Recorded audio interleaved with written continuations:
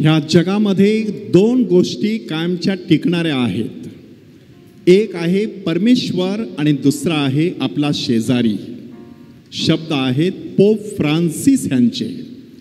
ख्रिस्ताठाई माझ्या प्रिय बंधू भगिनीनो, रॉकफेलर अमेरिकेतील अत्यंत श्रीमंत असा माणूस आणि अरबपती, पहिला अरबपती होण्याचा मान त्याने पटकावला.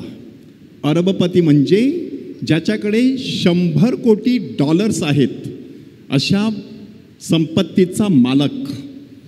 आणि हा अशा प्रकारे प्रगती करत होता, भरपूर धनदौलत संचय करत होता आणि अचानक एका असाध्य रोगाने त्याला पछाडला. वयाच्या 53व्या वर्षी तो आजारी पडला. डॉक्टरांनी त्यांना सांगितलं की तुम्हाला फक्त 1 वर्षाची मुदत देण्यात आलेली आहे, 1 वर्षानंतर तुम्ही मरणार.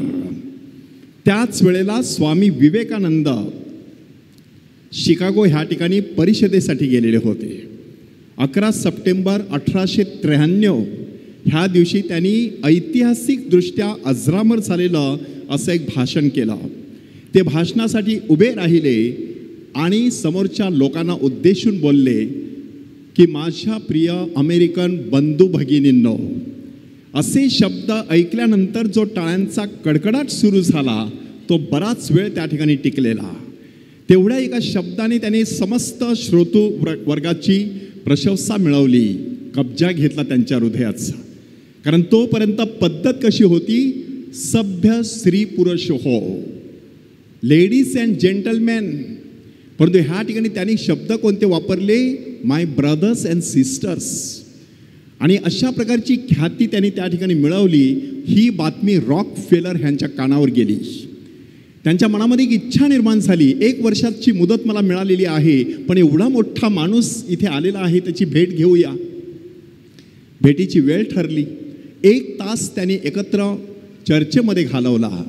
आणि त्यावेळेला स्वामी विवेकानंद आपल्या अंतर्ज्ञानाने त्याला सांगत आहेत की तुम्ही जीवनात फार बेचैन आहात, तुम्ही खूप अस्वस्थ आहात, करोडोची संपत्ती तुमच्या पाठीशी आहे, परंतु असाध्य अशा रोगाने तुम्हाला पछाडलेला आहे.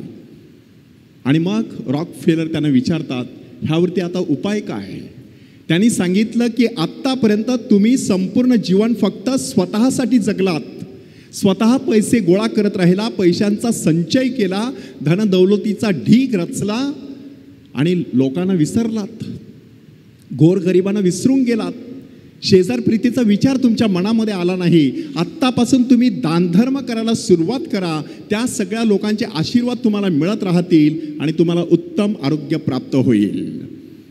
स्वामी विवेकानंदाचे शब्द त्या माणसाने गांभीर्याने घेतले, सिरियसली घेतले आणि दानधर्म करायला सुरुवात केली. वर्षभरामध्ये संपूर्ण जगातील सगळ्यात मोठी दानशूर व्यक्ती म्हणून ते नावारूपाला आले. एवढंच नाही तर फक्त 1 वर्षाची मुदत ज्या व्यक्तीला देण्यात आली होती ती व्यक्ती वयाच्या 89व्या वर्षी मरण पावली. म्हणजे दान धर्माची ताकद किती मोठी आहे, शेजार प्रीतीचं सामर्थ्य किती मोठं आहे, हे ह्या संपूर्ण प्रसंगामधून आपल्याला दिसून येतं. पवित्र मरियेच्या जीवनावरती आपण चिंतन करत आहोत की पवित्र मरिया सेवाभावी शेजारीन. ही सेवाभावी शेजारीन आपल्याला कुठे दिसत आहे, काना येथे लग्न समयी. काय नक्की त्या ठिकाणी प्रसंग निर्माण झालेला, द्राक्षरस संपला. पवित्र मरियेने त्या ठिकाणी नक्की कोणत्या प्रकारची भूमिका घेतलेली आहे. एकूण 4 गोष्टी पवित्र मरियेने त्या ठिकाणी केलेल्या आहेत. पहिल्या प्रथम बातमी तिच्या कानावरती आदळली की द्राक्षरस संपलेला आहे. अशा प्रकारची बातमी जेव्हा आपल्या कानावरती आदळते, कोणीतरी अडचणीमध्ये आहे, कोणावरती संकट आलेलं आहे, कोणीतरी दुःखी आहे, त्यावेळेला आपली प्रतिक्रिया काय असते, चिंतन करायचं. माऊलीने काय केलं बघा, की ती बातमी तिच्या कानावरती पडता बरोबर ती ताबडतोब अंतःकरणामध्ये अस्वस्थ झाली. परंतु दुसरीकडे त्या ठिकाणी एक प्रकारे आशेचा किरण तिला दिसू लागला. माझा मुलगा आहे, तो ह्या लग्नामध्ये सहभागी झालेला आहे, त्याच्याकडे अद्भुत असं सामर्थ्य आहे, नक्कीच तो ह्या बाबतीत काहीतरी करू शकतो. माऊलीने ताबडतोब ते पाऊल उचललं, प्रभू येशू ख्रिस्ताच्या कानावरती ती बातमी घातली. म्हणजे कशा प्रकारे दुसऱ्यांच्या वतीने आपण परमेश्वरासमोर उभं राहिलं पाहिजे. विशेष करून जे अडीअडचणीमध्ये आहेत, जे संकटामध्ये आहेत, त्यांचा शेजारी जर व्हायचं असेल तर कशा प्रकारे आपण परमेश्वरासमोर उभं राहिलं पाहिजे हे माऊली त्या ठिकाणी आपल्याला दाखवते. वरवर प्रभू येशू ख्रिस्ताने नकार दिलेला, बाई ह्याच्याशी तुझा माझा काय संबंध, माझी वेळ अजून आली नाही. प्रभू येशू ख्रिस्ता कालवारीच्या दिशेने जणू काही बोट करत होता, तिथे माझं कार्य आहे. ह्या ठिकाणी गौरव दडलेला असेल, त्या ठिकाणी त्याहीपेक्षा अत्युच्च अशा प्रकारचा गौरव क्रुसावरती दडलेला आहे. वरवर पाहता नकार मिळालेला आहे, तरी देखील माऊली अजून एक पाऊल पुढे जाते, चाकरांना घेऊन येशूकडे येते आणि त्याला सांगते, आता हा जे सांगेल त्याप्रमाणे करा. म्हणजे आपण सेवा करत असताना लोकांना परमेश्वराकडे आणायचं आहे, स्वतःकडे आणायचं नाही. माऊली लोकांना स्वतःकडे घेऊन तिकडे बसली असती, त्यांना सांगितलं असतं पटकन चमत्कार होणार आहे, मी विनंती केलेली आहे, माझी मध्यस्थीची प्रार्थना त्याने ऐकलेली आहे, तुम्ही नुसते बघत राहा. नाही, माऊली त्यांना येशूकडे आणून सांगते, हा जे सांगेल त्याप्रमाणे करा. परमेश्वराच्या इच्छेप्रमाणे वागण्यासाठी इतरांना प्रेरणा द्यायची शेजार प्रीतीमधून. आणि मग त्यानंतर तो संपूर्ण चमत्कार घडलेला आहे. माझा शेजारी कोण, अशा प्रकारचा प्रश्न शास्त्र्याने विचारलेला. प्रभू येशू ख्रिस्ताने त्याला उत्तर देताना एक दाखला सांगितलेला होता, चांगल्या शोमरोण्याचा दाखला. पोप फ्रान्सिस ह्याने फ्रातेली तुती नावाच्या परिपत्रकामध्ये त्या संपूर्ण दाखल्यावरती चिंतन सादर केलेलं आहे. फ्रातेली तुती म्हणजे आपण सारे बंधू भगिनी. संत फ्रान्सिस असिसीकर ह्यांचा तो विचार आहे की आपणा सर्वांचा पिता एकच आहे, आपण सर्वजण एकमेकांचे बंधू भगिनी आहे. सूर्य माझा भाऊ आहे, चंद्र माझी बहीण आहे, ते गाढव देखील माझा बंधू आहे, कारण आम्हा दोघांचा निर्माता पिता एकच आहे. अशा प्रकारचं ते फ्रातेली तुती हे परिपत्रक पोप महोदयाने त्या ठिकाणी लिहिलेलं आहे. आणि त्यामध्ये त्यांनी ह्या संपूर्ण दाखल्यावरती चिंतन सादर केलेलं आहे. त्यामध्ये पोप काय सांगतात बघा, की त्याने तिथे आल्यानंतर पाहिलं काय घटना नक्की घडलेली होती. 3 प्रकारचे शेजारी जणू काही त्या ठिकाणी सादर करण्यात आलेले होते. पहिला शेजारी जो आहे तो लुटारूसारखा आहे, की एक माणूस जेरुसलेमेहून येरिकोकडे जात आहे आणि तो लुटारूंच्या हाती सापडला. त्यांनी त्याला मार दिला, त्याचे कपडे काढले, अर्धमेल्या अवस्थेमध्ये त्याला त्या ठिकाणी टाकून ते निघून गेले. कधी कधी शेजारी असे असू शकतात, नुसतं लुटायचं, लाटायचं, आपल्याला काय मिळेल ह्याचा विचार करायचं. हे जे लुटारू आहे ते कोणत्या मनोवृत्तीचं प्रतीक आहे, जे तुझं ते माझं. दुसऱ्यांचं जे आहे ते लुटण्याचा प्रयत्न करायचा, हे परमेश्वराच्या आज्ञेच्या विरुद्ध आहे. परधनाचा लोभ धरू नकोस. पण माणूस परधनाचा लोभ धरत असतो. चोरी करू नकोस सांगितलेलं आहे, चोरी लुटारू प्रमाणे करत असतो. हा पहिल्या प्रकारचा शेजारी येऊन गेलेला. आता दुसऱ्या प्रकारचे 2 शेजारी येऊन गेले, याजक आणि लेवी.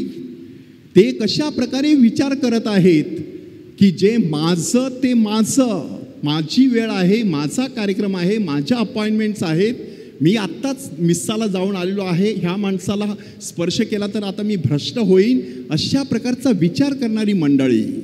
हे दुसऱ्या प्रकारचे शेजारी आत्मकेंद्रित असतात. फक्त स्वतःचा विचार, दुसऱ्यांना त्रास देत नाहीत, पण दुसऱ्यांना मदतसुद्धा करत नाहीत. दुसऱ्या प्रकारचे शेजारी. आता तिसऱ्या प्रकारचे शेजारी आहेत त्या शोमरोण्यामध्ये दडलेले.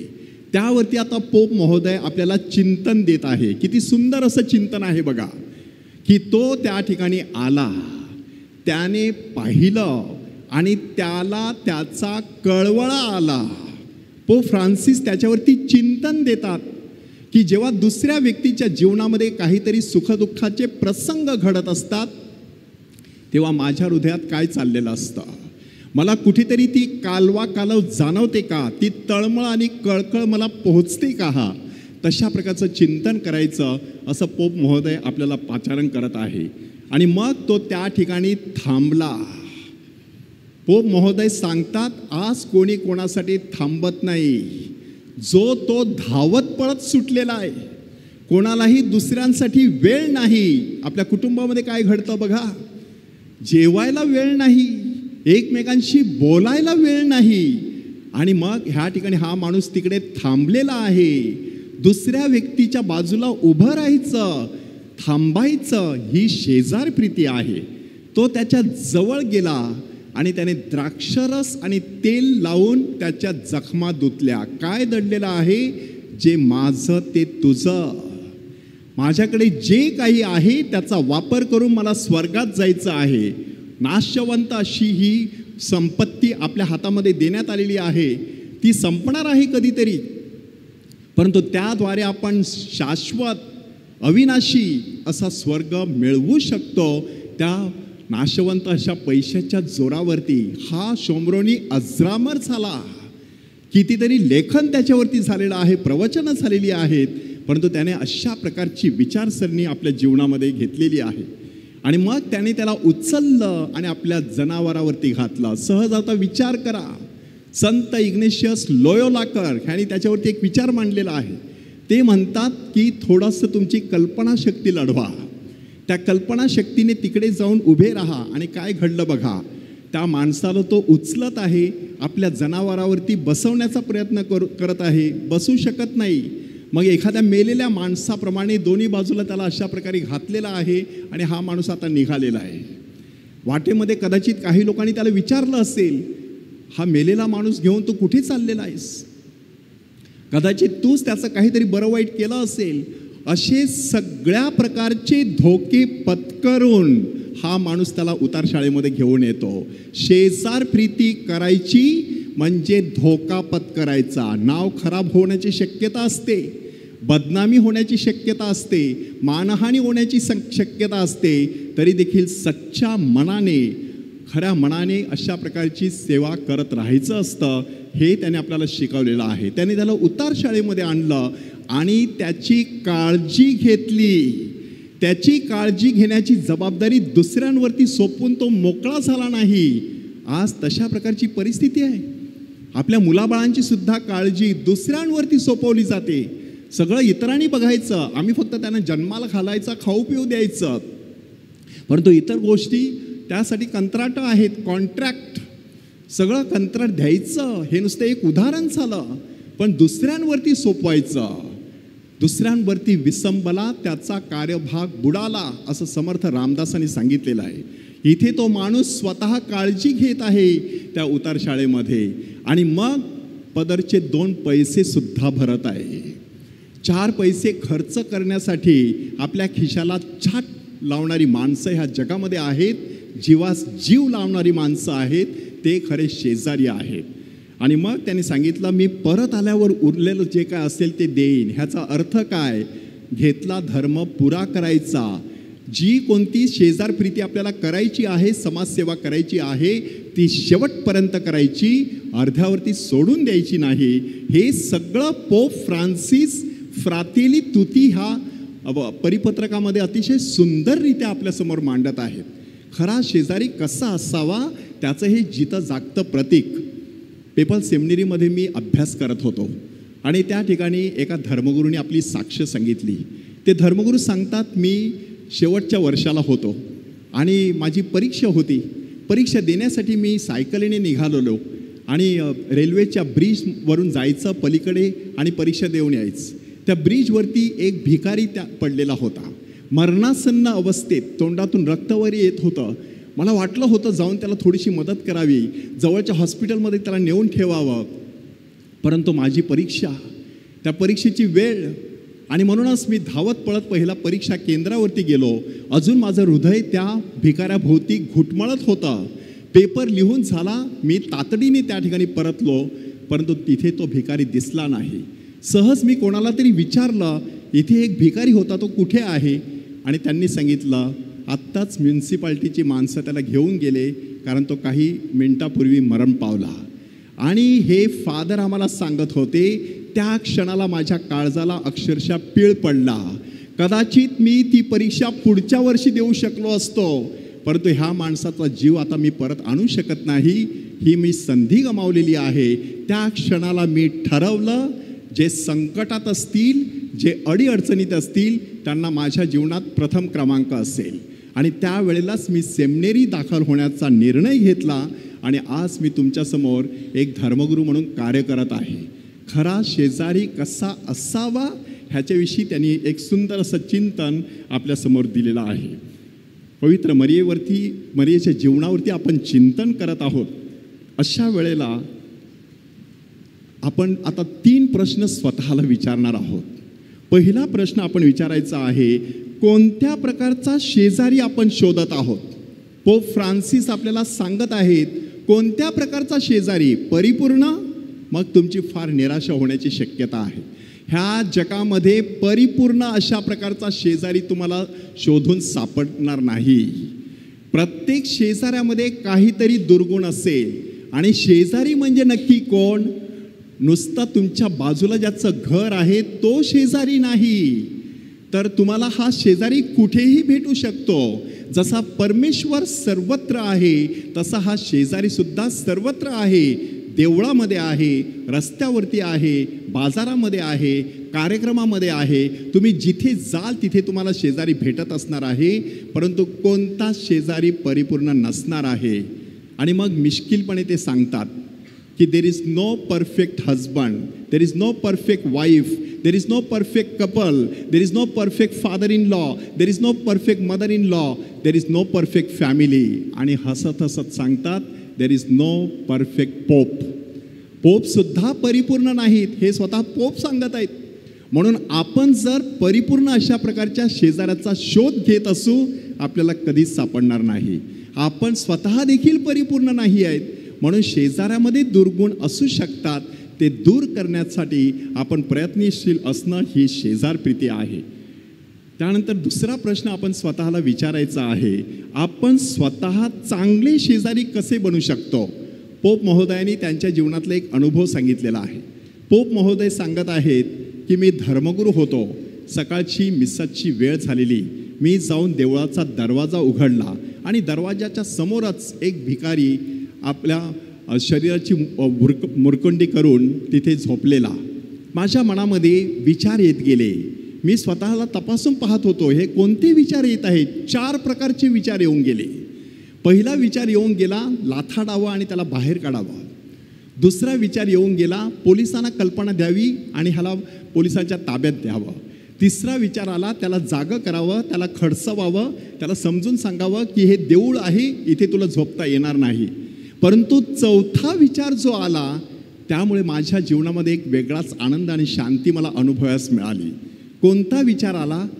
बिचारा इथे पडून आहे, ह्याच्या घरी कोण असेल का? ह्याला काही रात्री खायला मिळालं असेल का? त्याची काय अवस्था असेल? काय नक्की त्याला झालं असेल? तो इथे का झोपी आलेला आहे, झोपलेला आहे? त्याला दुसरीकडे कुठेच आसरा नाही का? आणि मग मी त्याला गदगदा हलवलं, जागं केलं. त्याला भरपूर ताप आला होता, अंगामध्ये ताप सणसणत होता असं मला स्पष्ट जाणवत होतं. आणि मी खाली वाकलो, त्याच्या अंगावरची ब्लँकेट बाजूला केली, त्याला उचलण्याचा प्रयत्न केला. तोपर्यंत लोक मिसाला यायला लागलेले. 3-4 लोक पुढे आले.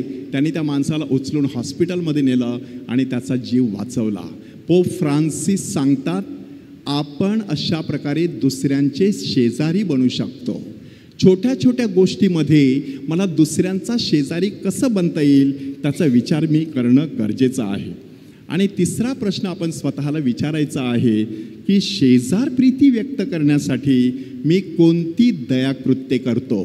ख्रिस्त सभेने आपल्याला ही दयाकृत्ये शिकवलेली आहेत की भुकेल्यांना अन्न द्यायचं, तहानलेल्यांना पाणी द्यायचं, उघड्यांना वस्त्र द्यायचं, निराधारांना आसरा द्यायचा, तुरुंगात असतील त्यांच्या भेटीत जायचं, आजारांना भेटी द्यायच्या आणि मृतांना पुरायचं. ही शरीराविषयीची दयाकृत्य आहेत.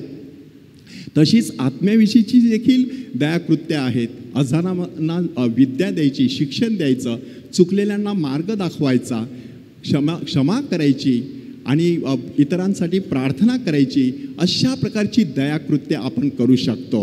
ही दयाकृत्य करण्यामध्ये एकीकडे त्याग दडलेला आहे, दुसरीकडे आनंद दडलेला आहे. त्याग कोणत्या प्रकारचा दडलेला आहे? कदाचित आपल्या वेळेचा, कदाचित आपल्या शक्तीचा, कदाचित आपल्या बुद्धीचा, कदाचित आपल्या पैशाचा. हा त्याग त्या ठिकाणी दडलेला आहे.